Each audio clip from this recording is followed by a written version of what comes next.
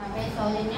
ICS project ఆఫీసర్గా పనిచేస్తున్నాను. కావలి అల్లూరు మండలం మొత్తం 68 సెంటర్లు ఉన్నాయి సార్. దాంట్లో 3 సెక్టార్లు ఉన్నాయి. దీంట్లో మొత్తం 3487 మందిని బెల్స్ని కవర్ చేస్తున్నాము. అలాగే గర్భవతి వచ్చి 291 సార్. లాక్టేటింగ్ మదర్స్ వచ్చి 234. అలాగే 6 నుంచి 3 సంవత్సరాల పిల్లలు 1612 మంది సార్.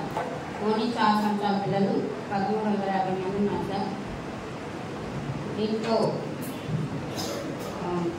వీళ్ళకి గర్భవతులు బాలింతలకి ప్రతి నెల 3 కేజీలు బియ్యము, 1 కేజీ కందిపప్పు, అలాగే 6 లీటర్ ఆయిల్ ఇస్తారు సార్. 5 లీటర్ పాలు ఇస్తారు. ప్రతి నెల 25 కోట్లు ఇస్తారు సార్. అలాగే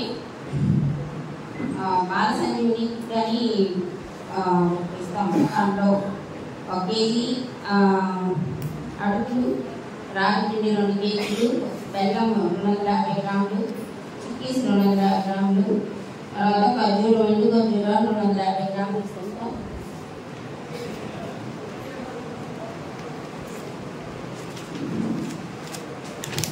అలాగే పిల్లలకి బాలామృతం 6 నుంచి 3 సంవత్సరాల పిల్లలకి బాలామృతం 2.5 కేజీ నెలకు 1 ప్యాకెట్ ఇస్తాం సార్. దాన్ని రోజుకి 100 గ్రాముల చొప్పున బిడ్డకి ఇవ్వాల్సి ఉంటుంది. అలాగే వాళ్ళకు కూడా 25 కోడిగుడ్లు ఇస్తారు.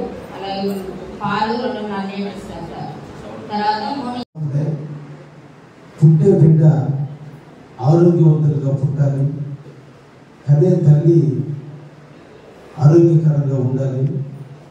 ఎప్పుడైతే వీళ్ళిద్దరూ కూడా ఆరోగ్యకరంగా ఉంటారో తర్వాత బిడ్డ పుట్టిన తర్వాత బిడ్డ ఆరోగ్యవంతులు అవుతారు, తల్లికి తన ఆరోగ్యం ఉంటుంది. చూడండి, మన తల్లులు లేదా మన అమ్మమ్మలు 10 మంది బిడ్డల్ని నార్మల్ డెలివరీ దగ్గర కన్నా కూడా ఈరోజు వాళ్ళు ఆరోగ్యకరంగా ఉన్నారు. ఈరోజు మనం 2 బిడ్డల కన్నా ఈరోజు తల్లులు ఆరోగ్యాలు నశిస్తున్నాయి. కారణం తినే తిండిలో దొరికే లోపాలు. అందుకోసమే ప్రపంచవ్యాప్తంగా ఐక్యరాజ్య సమితి యునెస్కో వారు వరల్డ్ హెల్త్ ఆర్గనైజేషన్ ద్వారా ప్రపంచంలో తల్లి బిడ్డ ఆరోగ్యంగా ఉండాలి, పుట్టే బిడ్డ ఆరోగ్యం ఉండేది. కొన్ని 100 జబ్బులు జీవితంలో రావు.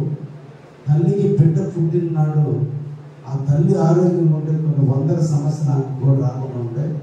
కాబట్టి ఏ వయసులో గర్భంలో బిడ్డ ఎదిగే టైంలో ఎటువంటి పౌష్టికాహారం ఇస్తే ఆ బిడ్డ బాగుంటుంది అనే దానికి తీసుకొచ్చిన పథకం అంగన్వాడీ టీచర్స్ అండ్ రాయాలి. చాలా గొప్ప పథకం. దీనివల్ల మనకు ఓట్లు రావు, ఉండాలి అనే దానికి తెలియదు పథకం. కాబట్టి మీరు సర్పంచులు కావచ్చు, ఎంపీటీసీలు కావచ్చు, అప్పుడప్పుడు సందర్శించడం, వాళ్ళకి అవేర్నెస్ తీసుకొస్తే కొన్ని 100 జబ్బులు తగ్గి వాళ్ళు మన తాత ముత్తాతల కాలంలో ఎలాంటి ఆరోగ్యవంతులుగా ఉన్నారో ఇప్పుడు కూడా ఆ తల్లులు అంత ఆరోగ్యవంతంగా ఉండడం కోసం ఈ పథకాన్ని పెట్టారు.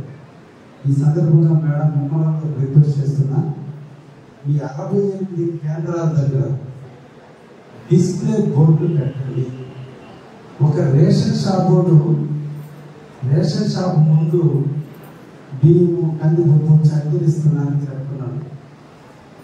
మా ఇరిగేషన్, పంచాయతీరాజు, ఆర్ఎండ్బి రోడ్డు ఈ రోడ్డు వేస్తే ఎంట్రన్స్లో డిస్ప్లే బోర్డు వేస్తారు. ఈ రోడ్డు 8 కిలోమీటర్ల పొడవు, అంచనా విలువ ఎంత అని. కానీ మీ ఇచ్చే ఆహారం చాలామంది తెలియదు, మీ కష్టం అందరికీ తెలియదు.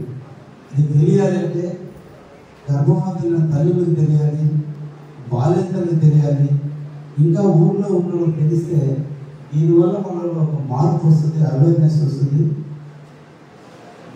తల్లి గర్భంలో బిడ్డ అంకురూపం కానించి మిమ్మల్ని సంప్రదించడం జరుగుతుంది.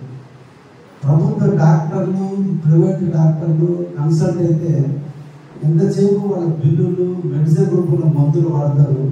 మీ దగ్గరకు వస్తే పౌష్టికాహారాన్ని అందిస్తారు. చాలా గొప్ప డిపార్ట్మెంట్ ఈ అంగన్వాడీ డిపార్ట్మెంట్. అందుకని తప్పకుండా ఇంకొకసారి సమయాన్ని వినియోగించారు. ఆ నియోజకవర్గంలో నిన్న జిల్లా పరిషత్ మీటింగ్ జరిగిన ఉంటే ఆ రోజు సమస్యలు ఎత్తుండేవాడిని.